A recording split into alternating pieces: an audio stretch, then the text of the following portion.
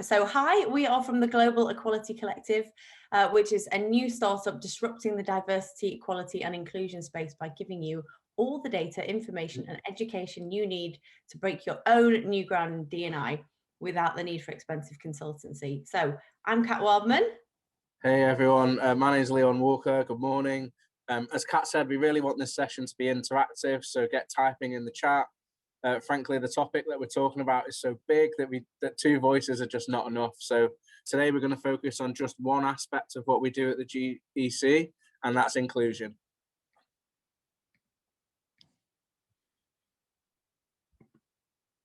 There we go, I managed to change slides. Hey! So yes, it sounds like one simple thing, and it's something that a lot of our members are specifically focusing on, but it's actually a very complex thing to achieve. It's not necessarily difficult, but it is complex.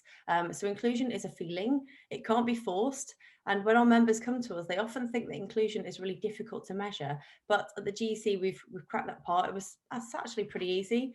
So it only took 2 years of research with over 100 subject matter experts, 3 universities and 8 pilot studies, but we've honed measuring inclusion down to 19 questions covering the 6 aspects of inclusion. So why all this effort? Why is inclusion so important to workplaces and how is it linked to well-being? Right, so we're going to do an exercise together to hit on both why inclusion is important to workplaces and how it's linked to well-being. So in the chat, let us know how it feels for you when you're not included or not included yet. Please don't be shy. So we'll start you off. So when I personally need to capture that feeling of feeling not yet included or not included, I always think about when I'm the new person. So, you know, when you're a new person at work and you don't really know anybody yet and you don't have your people yet and you don't have anyone to go to lunch with, that feeling for me, it feels anxious and it feels scared. Those are the two things that I go back to when I imagine myself walking in as the new person. But that feeling of exclusion is different for every single person, and it's also different in every single situation. So please do let us know what your feelings are in the chat. Leon, what do you think? Yeah, I can see it. It's going off in the chat. This is amazing. So look, I appreciate everyone sharing these things because they're difficult topics, but people are saying things like, it makes me feel unconfident in myself, invisible, demotivated. I can recognize this one. It feels like being the kid who's picked last for the football team. So oh my gosh, yes. all of these things are absolutely relevant. So I think that ultimately, you know, from my perspective, if I share my view, from a generic perspective, it does feel like loneliness and isolation. But as it relates to the workplace, it genuinely feels like what people are saying here, that your opinions aren't valued or your contribution isn't recognized. And you work so hard to get to these points in your career, and then to have that happen on a day-to-day basis just kind of robs you of some of the power that you would offer at work. Yeah, absolutely. So thank you so much for engaging in the chat. It's really, really good of you to share those feelings because it's not exactly the most pleasant thing to reminisce about. So this is a word cloud from a session that we ran with one of our members. So have a look at those feelings that this group came up with together, and look at how they compared with ours from the chat and what Leon and I have said. So when your employees are feeling like this, their overall well-being is obviously taking a hit. But we can get even more specific with this. So pick out some of the feelings here. So stressed, anxious, angry. When people are feeling stressed, anxious and angry, they're in fight and flight mode. In survival mode, it's really, really hard to use the reflecting and creative parts of your brain. So innovation and creativity takes a hit there. Also notice the low energy feeling, so demotivated, unproductive, clogged up, paralyzed in there. When employees are feeling like this, productivity takes a hit and you're risking attrition, you're risking your staff leaving. So I don't want to be here, what am I doing here? I've definitely felt those two feelings for sure. And then again, look more closely at the inauthentic feeling, like not myself, paranoid, victimized, like I need to cover. When people are feeling like this, it's simply that they're not bringing their whole selves to the situation, touching on some of the topics that Sophie talked about earlier. And all that brilliant diversity of thought that you think you're bringing into the business as a leader just isn't going to get heard when employees are feeling like this. So I think one thing that we can all reflect on based on the conversation that we've had already this morning is that actually when you have those feelings, you take them home as well. It affects your whole person, both mentally and physically. And the challenge that we have with lockdown is actually none of us are really working from home anymore. We're actually living at work. So where we used to have the commute or a journey to the train station or to get the coffee in the morning to decompress and leave all this stuff at work, it's gone. So perhaps it's even more important that we're feeling included at work. Yeah, definitely. Living at work, I totally resonate with that. Sophie was saying, surprisingly, some people are even working from their bedrooms. Hello, everyone. Welcome to my bedroom. I've got 3 little kids. I cannot venture out of this room, otherwise we'll have some unwanted visitors. Um, so, ooh. So now that we've got a shared understanding of why inclusion is vital for both well-being and productivity. Let's dig a bit deeper into 6 aspects of inclusion in more detail. So we're going to start with authenticity because this one is crucial to true inclusion. A lot of our members don't actually realize when they start their journey with the GEC that authenticity is the key aspect of that many of them are actually missing. And as we've discussed, inclusion is a feeling, so it isn't a concept that can be judged accurately from the outside. So anyone can seem like they belong or look like they're included from the outside. And often our members are really surprised when they get their GEC results and find that actually what appears to be inclusion is actually employees feeling like they need to be inauthentic in order to look like they're fitting in. So let's break this down a little bit more.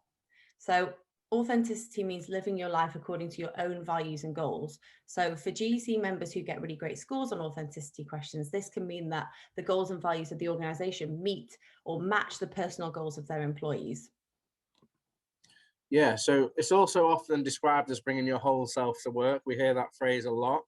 And again, excuse me, great scoring GEC members have often created a culture where employees feel like they can be themselves completely, right? And this is such a key factor in getting those all important, unique perspectives. The most diverse opinions will never get heard if your employees are leaving part of themselves at home. Yeah.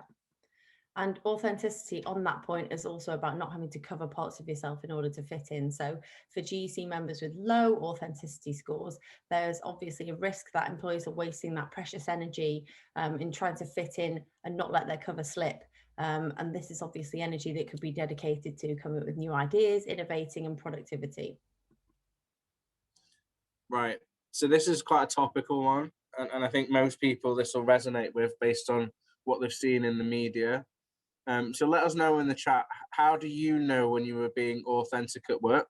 What does it feel like? What does it look like to you? And if you're having trouble, think about a time when you've not been authentic and how did that feel? I think from my perspective, it's genuinely covering up, trying to hide aspects or go with the in crowd or various jokes and nodding along and knowing to my core that that's not right. So again, taking this point here of people acknowledge you and respect you, that's absolutely right. So if we look at this picture and think about the story of Naomi, she came out pretty authentically and said, I don't want to speak to the press because it affects my mental health, right? And then she was reprimanded quite publicly and widely criticized, and her future in tennis, the sport she loved and practiced from when she was a little kid, has been put in jeopardy. So the question to you guys in the chat is, should she have been herself and said, this is what I want, this is my barrier, this is far I'm going to go? Or should she have been loyal to tennis as an institution, I guess? And if you take that in the workplace, are your employees, if you're HR leaders and well-being leaders around the world, are your employees expected to belong to the company and the company norms or be themselves? How much should the culture of the company shape who you become at work? So I think that looking at the chat, there's a number of people here that are saying that to be authentic is to be happy and valued and respected. A lot of the topics that we've heard before, but then also this final point about you can't be loyal to your employer if your employer is not loyal to you. Then this is where the contention is. So that point, Kat, do you want to share what it was like for you coming up? Yeah, so we had this chat, didn't we, when we were talking about this talk, and the example that I keep banging on about, if I'm totally honest, is that when I was coming up the ranks, obviously as a woman, I felt this real pressure to act this certain way. And as I say, I bang on about this all the time, but the people who were appraising me and rewarding me and trying really hard to elevate me through the business, they were pretty much exclusively male. And so all the advice they were giving was either the advice that they'd had that had worked, or the advice that they wished they'd had when they were coming up, and they were giving it to me. So things like stiff upper lip, don't be so soft, you've got to take a harder line. And the one I just used to get time and time again was grow a thicker skin. And I got that one whenever I basically would vent. And so I am a very expressive person. When I'm being authentic, I will come back and tell my feelings. And what I thought was a safe environment in my team and with my boss, I was sharing those feelings, going, oh, that's so frustrating, or I'm really annoyed that happened, or I'm so excited. It's a huge part of who I am. But the message that I was getting was, please be less like yourself and grow a thicker skin. Basically, stop talking about your feelings. But probably the one that was the toughest to take for me was, you don't be laughing and smiling and joking all the time. I had to be serious. I had to get more gravitas. So once I became a founder of my own business, I actually discovered that a sense of humor is actually one of my core values when being a CEO of my own business. So that advice was totally going against my own values and actually just totally wrong. And I tied myself in knots about that advice for a really long time. And I did try very hard to try and be someone else. Yeah, it's interesting, isn't it? Because I think we've got a lot of leaders on this call. We've got a lot of people that are in the chat thinking, okay, has this happened to me? And then also, have I seen this happen in my organization? So I think in terms of pointers, we'd just say, focus on creating a culture of valuing authenticity, right? So if it's shown and not valued, or worse, if authenticity is penalized, employees will be reluctant to be authentic. And that is one of the major challenges that companies have today. So within the GEC process, we gather your employees' demographics. So we can disaggregate the data, which is essential for finding any gaps, really. So our members can clearly see where they're valuing authenticity and which groups within the organization feel that that authenticity is not valued. I think ultimately, again, I'm talking to leaders here, we should avoid penalizing authenticity. It's hard, but you kind of got to agree to it and sign up to it and believe in it, because you've got to create it. If you create a team that think and act the same way all the time, then it might be easier to manage and much more predictable. But is that a team that is going to come up with the best solutions, right? So if you look at what behaviors and traits are penalized, either explicitly or implicitly across your organization, that's a good place to start. So a way of looking at it is really what behaviors and traits are rewarded, right? So is the extrovert always rewarded? Is the person that's uber confident all the time always rewarded? Or ultimately, if you look opposite that, are the differing traits, so the introversion, the lone working, the shy one, are they seen as negative by comparison? Are they penalized? Or are these traits simply never rewarded? Are those people never given the golden star, as it were, in the working day? Yeah. So rewarding authenticity, this is a really crucial one. So how can you actually ensure that authenticity is noticed, first of all, and then also rewarded? So how can you celebrate a variety of your employees' talents, not just those ones that tick the obvious boxes that Leon just listed out there? So what skills aren't you yet celebrating that you could start to? So things like compassion, things like team building or thoughtfulness or a sense of humor, yay, attention to detail, curiosity, the person who always looks at, what could go wrong. They're all really extremely useful talents, but they so regularly get overlooked. And finally, modeling authenticity. So being authentic as a manager and at leadership level yourself, obviously that will encourage authenticity throughout the organization. But it's really essential to bring managers on this journey and encourage them to be themselves and give authentic opinions and to show vulnerability as well. And also just to get to know who their employees are rather than just what they can do. Totally. So we're going to explore something that's pretty close to my heart in the next session, the next part of the session, and that's the courage to speak up. So take a look at this video and then pop your thoughts in the chat.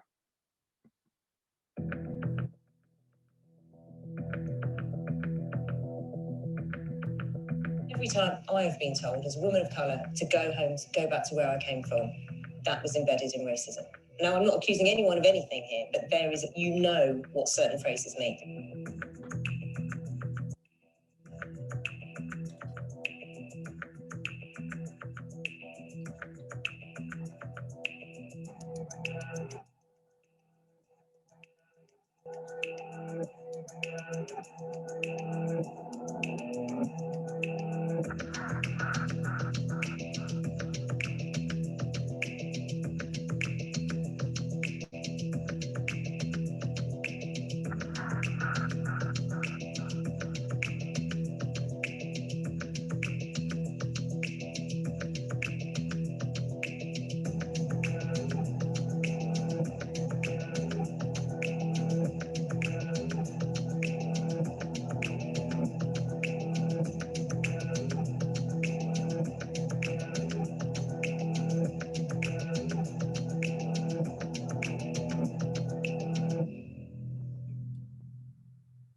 Right.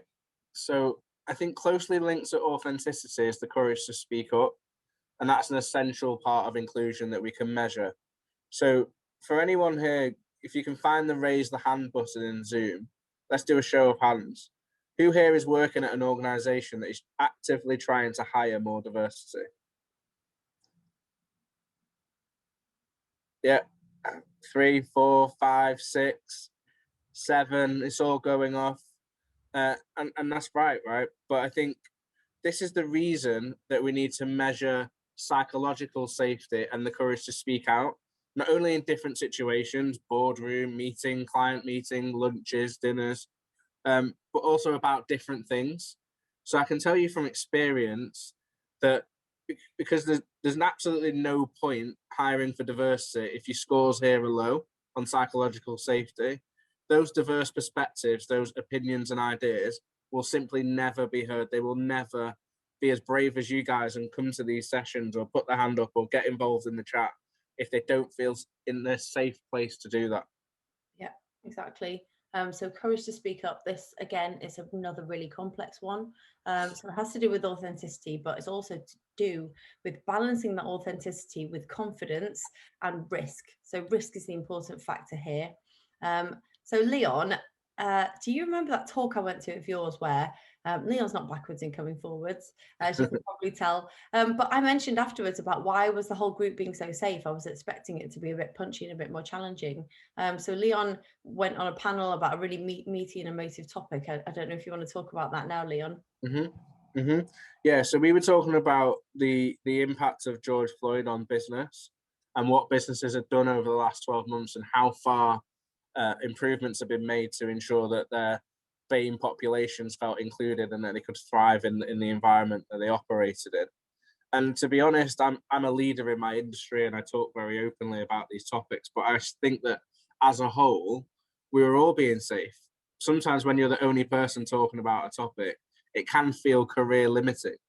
If you're the only person that's putting your hand up and saying, I think this is wrong and there needs to be a change, you then go back out into the office and feel like you're working on foreign territory. So I think for you guys on the call, if you're responsible for creating that psychologically safe environment, that's definitely something to bear in mind. Yeah, definitely. And thank you for sharing that one. The example that I came up with as well when we were talking about how to get this across was my second ever time in a board meeting in my 20s. Oh my gosh, I literally could peel my skin thinking of it, but I was literally mute, completely mute, because the first board meeting I'd ever been in, there was someone who was just basically taken apart in front of the exec team. It was excruciating to watch. So obviously the second time I was not willing to risk speaking or agreeing or disagreeing or hardly breathing. I was completely paralyzed. And the thing that we really hit on when we were having a conversation about this is that I was really authentic in that job. So my authenticity scores on our GEC process would have been sky high, but this was to do with power differentials. It was to do with who was in the room and the risk that me, a confident, authentic person, was willing to take in that situation. And it wasn't just my career that was at risk, it was that of my team. And so I wasn't willing to take the risk. Therefore, my courage to speak out was completely zero. Yeah, totally. So I think, we're looking at, we're starting the video again. Yeah, we're looking at well-being here and how people can feel that they can bring their whole self to work and thrive in the environment, right? So courage to speak up takeaways. Focus on creating a culture of conversation. Create a norm of purposely seeking out differing opinions and reward them, right? So conversation debate is great, but as we said, it needs safety in order to happen. So focus on removing the risk by regularly rewarding differing opinions when they arise. It can take great courage to disagree or offer a differing opinion. So think about how you can reward those that notice something and mention it instead of staying silent. It could be anything from a mention in the moment, well done, great point, in a weekly meeting, or a tangible reward for a brilliant catch or a great idea. Yeah. So on facilitating debate, it can feel really, really intimidating, especially for less confident employees to express their opinions, and especially if that opinion disagrees with the majority. So that intimidation, as we just touched on before with my example, is further exacerbated by these power differentials. And there's loads of exercises you can use to encourage disagreement and debate. So there's things like the 6 thinking hats, where one particular hat is chosen to be the disagreeer. There's separating groups into for and against, without actually finding out where your employees stand on the topic beforehand. So just split the team in 2 and get one to argue the for and one to argue the against, or one to argue the pros and one to argue the risks. And then on setting out the rules of the road, this is really important, because if you do want to encourage more conversation and opinions, you do need to say so. But I've been brought in to help numerous times when this has spectacularly backfired in a number of different ways. So it's a really good idea to outline how you actually expect this sort of thing to take place first. So train people in your expectations, things around, what you expect around call outs and call-ins.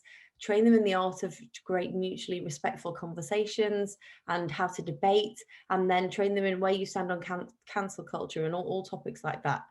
So emotion is often something that holds people back from making changes like this and bringing in a culture of debate and disagreeing. But emotion is unavoidable, and actually emotion is good, because it's what driving people, it's passion, and it's going to come up, especially with topics like D&I. But I want to reassure everyone that passion can totally be harnessed to bring about amazing changes. It's just a matter of learning how, and then training everybody how also. Totally. And I think it's really on all of us as leaders to speak up more and to Kat's point, model the behaviours you wish to see in the organisation.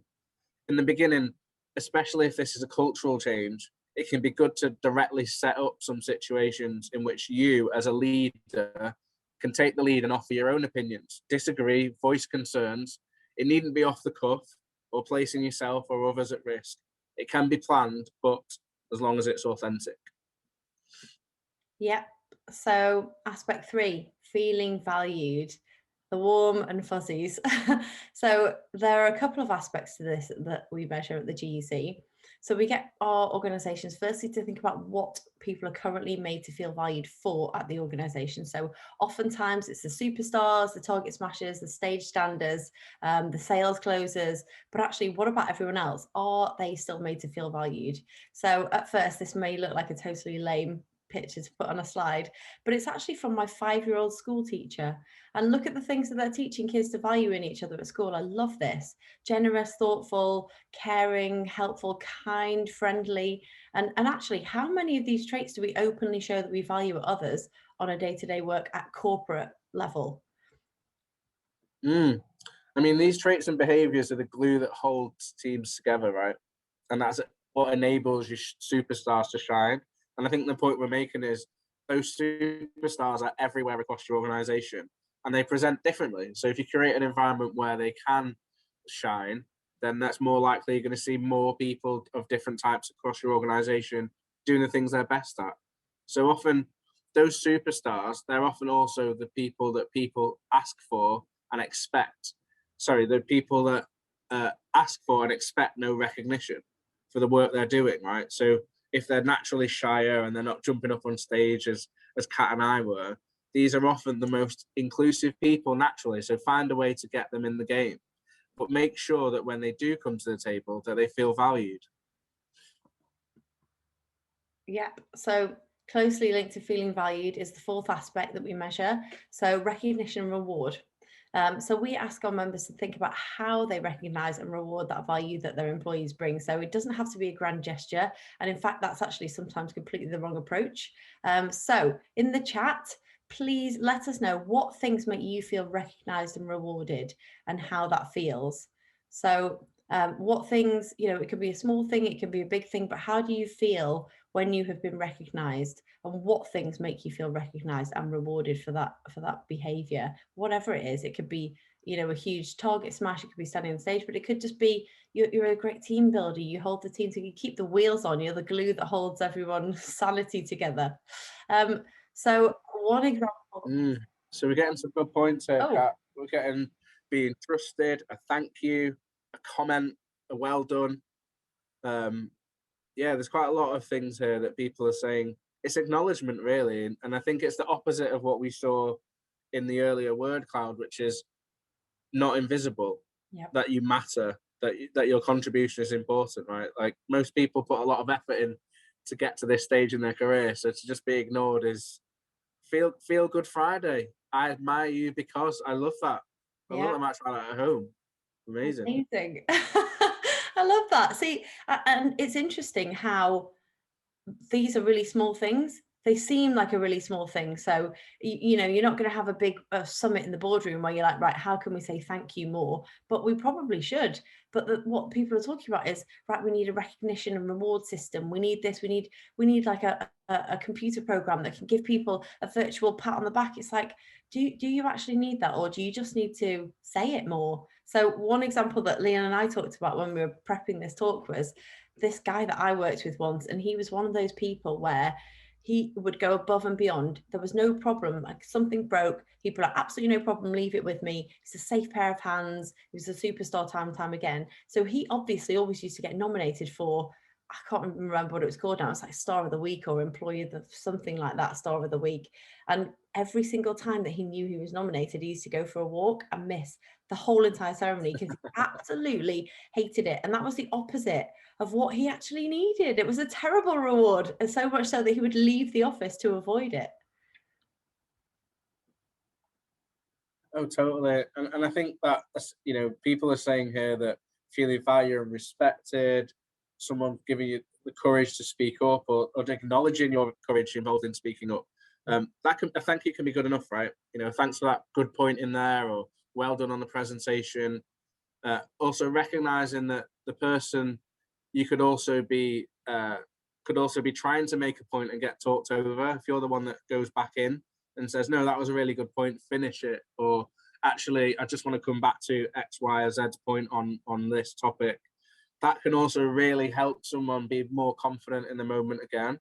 And now I have a boss who does this really well. And I have to say that for you guys that are dropping into the comments, a thank you this, or I got a card, or I got an e-card, or someone gave me Star of the Week, that's really important. But we know we're speaking to leaders within organizations. So actually, I'm going to challenge you guys to think, well, how do you do this?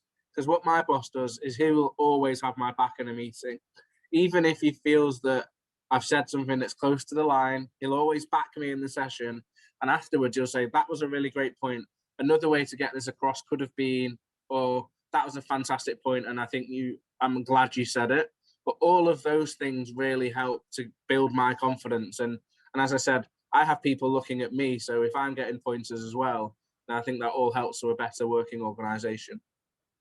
Yeah, definitely. That having people's backs is so undervalued, but that is one feeling that I absolutely love. It makes me feel really, really included when I know someone's got my back.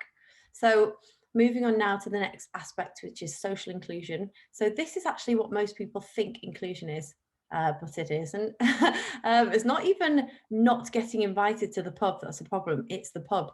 So one of the areas we really dig into in our assessments on social inclusion is we focus on social and emotional support and whether the social norms of the organization actually match with the employees' social norms.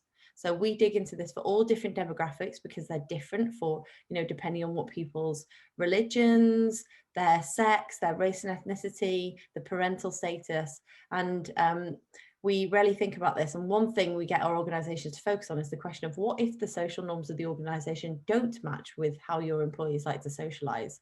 So for example, many of our members are flummoxed at the hiring stage. So, you know, the pipeline is not big enough, especially in STEM organizations or engineering and tech, but they advertise their social norms on their websites. So I don't know if you're in Sophie's initial talk this morning, but she showed that crazy office with the slide coming down, all the bean bags and things, you know, you're advertising your social norms and like drinks on the terrace at 3 p.m, beer and pizza on a Thursday, a pool table, you know, even things like gym membership and free snacks in your perks. You're actually advertising the sort of people that you have already and the sort of people that you're trying to appeal to. So it's actually about finding a way to socialize that's really inclusive. So think about the person with the disability, either a visible disability or invisible, that is completely exhausted by the end of the day. And think about the young parent who's going through IVF or trying for a baby and therefore not drinking, or the parent who's keen to get home at the end of the day, or the parent or carer who needs to get home, especially single parents for this one, and people who are in the early stage of pregnancy who haven't yet disclosed that they are pregnant. Muslim employees and those that don't drink for religious reasons, those with mental health conditions or on a medication where alcohol's got contraindications and they can't drink. So it's not about not getting invited to the pub, it's about the pub, it's about drinking culture being the basis of all of your social norms. And it's just about making sure that everyone has a chance to be included in the social scenes and making sure that there is something for everyone.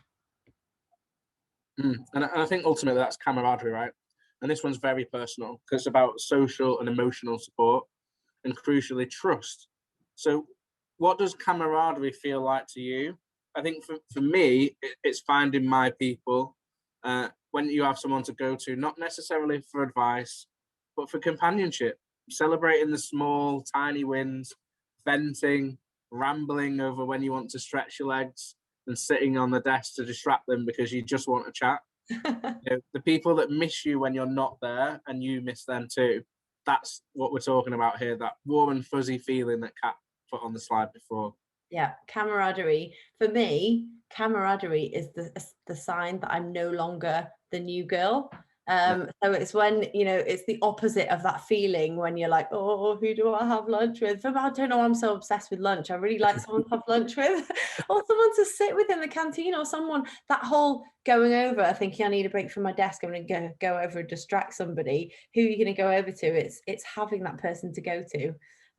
So that is all the aspects of inclusion that we've talked about today. And I really hope that we have done it justice and illustrated how closely inclusion and wellbeing are linked, and that we've done justice to talking all about authenticity, recognition and reward, camaraderie, feeling valued, social inclusion, and speaking up. So we sat on a call trying to come up with a snappy mnemonic to be able to remember all of those by, and we couldn't. So if you do manage to find one, please send it through to us. All our information is going to come into the chat, and I'm really interested to hear what you come up with. So finally, if you do want to measure inclusion and belonging, along with 10 other areas that are all crucial to achieving diversity, equality and inclusion in the workplace, all online and without the need for expensive consultancy, you actually all qualify just by being here for a special voucher that we put in your digital goodie bag. So please do head to the gec.org/app or get in touch with you. And I would like to thank you so much for your participation in the chat. It's great when people engage, and thank you for sharing those because they're very personal things. Yeah, thank you very much, everyone. I've been Leon Walker. I've been Kat Wildman. See you in our app. I love that. Did you plan the end? The end. I've been natural. we're trying to be the new Ant and Dec, so I love it. We have got a few. If anybody does have any questions, please do pop them in the chat and we will get to those. We have got a couple of minutes. Cheyenne has just dropped some of the links to the GEC as well, so please do go and take a look, and you will get all the information in your digital goodie bag as well. Any questions at all? I think we had so much going on while you were talking. I could have just typed the whole session. I worked somewhere that was like this, or I've seen this. It is so good to kind of just bring it to life, really, the way that you did. I think there's so much to think about. Yeah, I think sometimes inclusion, belonging, and especially things like authenticity, people think that they know what they need to do. But actually, it's so hard when you look at a person from the outside, or you're looking at a team and you're like, do they feel included? Well, they look like they do, but you don't know. It's so deep, and people are really good at assimilating, and they're really good at pretending. And when you actually get those questions out in front of them, the truth comes out. But it's great. It's better to know, right? It's better to know the actual situation rather than keep yourself in a situation of blissful ignorance. Definitely. I worked somewhere, and I won't lie, I used to be somebody that loved the pub culture. And then I worked somewhere where I sat next to somebody and she said, I feel like I will never progress in this company because I don't drink. And so by not coming to the pub after work, I never have that one-to-one time with some of the management that loved the pub. And it just really, that was the first time it really hit me that it, like you were saying, the problem's not being invited, it's the actual pub itself. So I think that's, yeah, really interesting to think about. I don't get me wrong, like the pub used to be meeting room number 19 in our office. We used to go there every day in my 20s when I didn't have any reason not to have a hangover. But I've got 3 little kids now. I can't do that at all anymore, and life totally changed, but the drinking culture did not move on. And so I'm the one going, nope, see ya, gotta go home. I can't. Yeah, It's finding it's balance, isn't it? I mean, ultimately, you know, drinking culture in our, like, it's a national pastime for Brits. So I think from my perspective, I don't mind going to the pub, but it's also being open to doing other things that other people want to do and bringing everyone with you. You know, it's more balanced than actually saying the pub is wrong. It's just be open to other things. Absolutely. Yes. Well, thank you, Kat and Leon. Thank you so much for joining today.